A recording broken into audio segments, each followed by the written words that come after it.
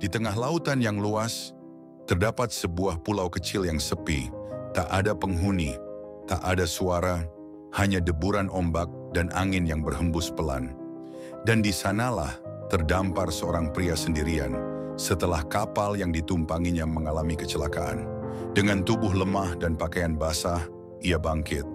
Ia menatap langit dan berdoa dengan suara lirih, "Ya Allah, jika Engkau masih menuliskan umurku, tolonglah aku, kirimkanlah pertolongan, tunjukkan jalan pulang." Hari demi hari pun berlalu. Setiap pagi ia berjalan ke bibir pantai, menatap laut lepas, berharap melihat kapal melintas. Namun yang terlihat hanya cakrawala biru tanpa ujung. Tak ada kapal, tak ada tanda kehidupan, hanya kesunyian dan kesabaran yang menemaninya. Tapi pria itu tidak menyerah. Ia tahu Allah menyukai hamba yang berusaha.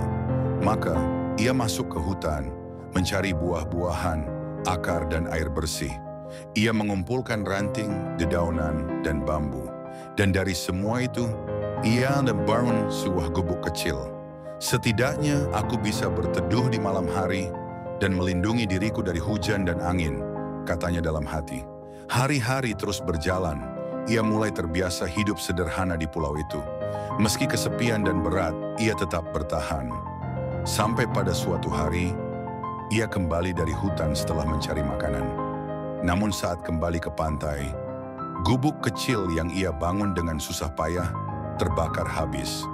Api membakar semuanya, tidak tersisa sedikit pun. Ia berlari, berteriak, tapi semua sudah terlambat. Gubuknya telah menjadi abu, dan di saat itu hatinya hancur. Ia terduduk di pasir, air matanya mengalir. Lalu ia berkata, "Ya Allah, mengapa Engkau membiarkan ini terjadi? Aku sudah berusaha sekuat tenaga, tapi Engkau tetap mengambil semuanya dariku." Ia menangis. Menangis hingga terlelap di atas pasir pantai, di bawah langit malam. Keesokan paginya, sinar mentari menyentuh wajahnya. Tapi ada yang berbeda. Ia mendengar suara teriakan, dan suara mesin kapal. Ia terbangun dan melihat sebuah kapal besar mendekat ke pulau. Ia berlari sambil melambai-lambaikan tangan. Hatinya dipenuhi haru dan takjub. Setelah kapal mendekat dan awak kapal menolongnya naik, dengan suara bergetar ia bertanya, "Bagaimana kalian bisa menemukanku?"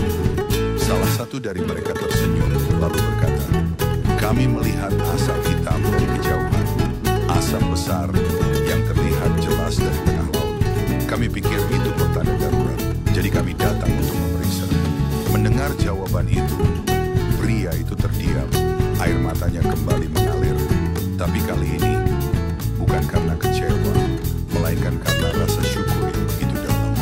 Ternyata kebakaran yang membuatku putus asa adalah tanda yang menyelamatkan